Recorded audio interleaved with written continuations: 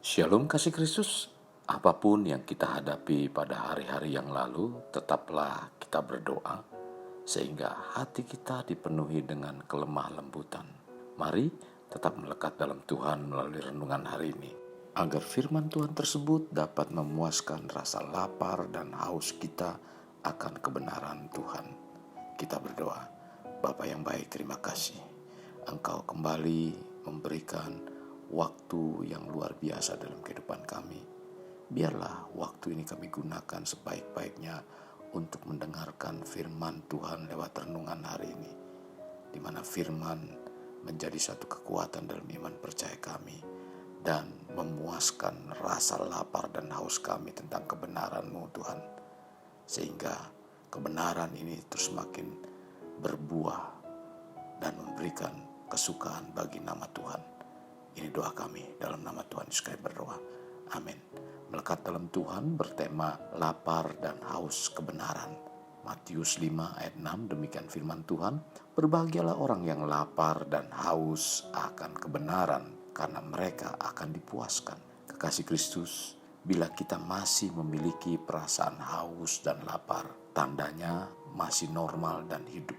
Bila kita tidak merasa lapar dan tidak merasa haus lagi, padahal sudah saatnya kita makan dan minum, itu pertanda tubuh kita sakit. Ayat yang baru kita dengar di pembukaan renungan pada hari ini adalah suatu istilah yang sering disampaikan oleh Yesus dalam menyampaikan firman.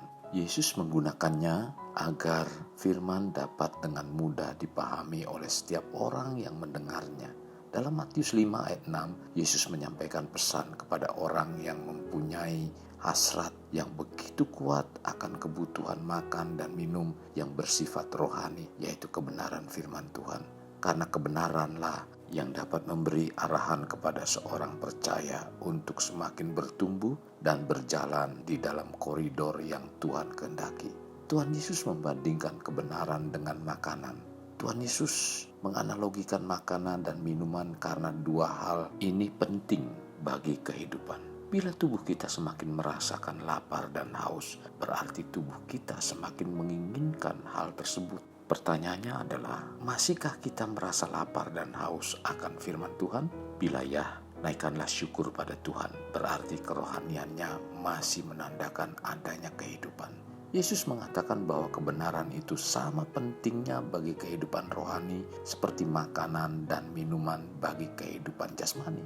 Yesus mengatakan bahwa kebenaran merupakan hal yang sangat penting bagi kehidupan rohani kita. Apabila roh kita mengetahui apa yang dibutuhkannya, akan menjerit. Roh kita akan merasa lapar dan haus akan kebenaran, karena tanpa kebenaran itu tidak dapat hidup. Tanpa kebenaran kita tidak dapat hidup. Mungkin kekasih Kristus sedang menghadapi berbagai tekanan, entah itu masalah keluarga, pekerjaan, keuangan, dan masa depan.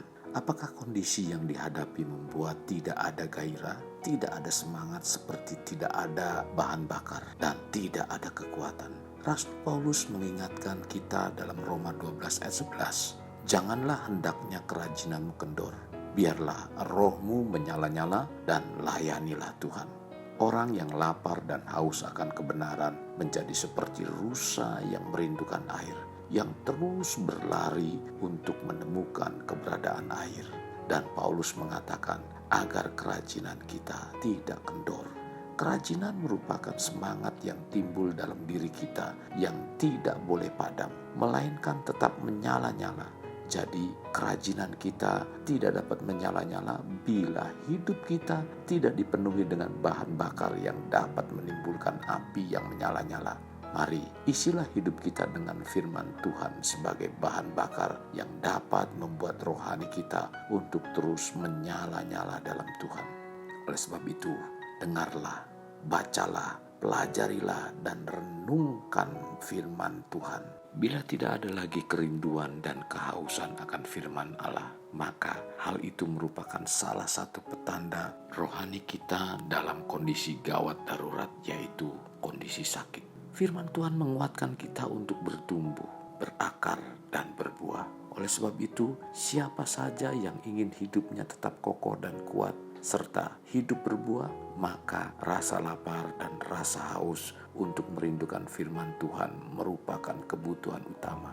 Jadi, untuk menjadi orang berkenan pada Allah, kita harus lapar dan haus akan Allah. Dalam Mazmur 42 ayat 2 dan 3, seperti rusa yang merindukan sungai yang berair, demikianlah jiwaku merindukan Engkau ya Allah. Jiwaku haus kepada Allah yang hidup. Bilakah aku boleh datang melihat Allah? Kasih Kristus, jadikan hidup kita untuk lebih bermakna. Membangun pribadi bermakna dimulai dari pribadi kita.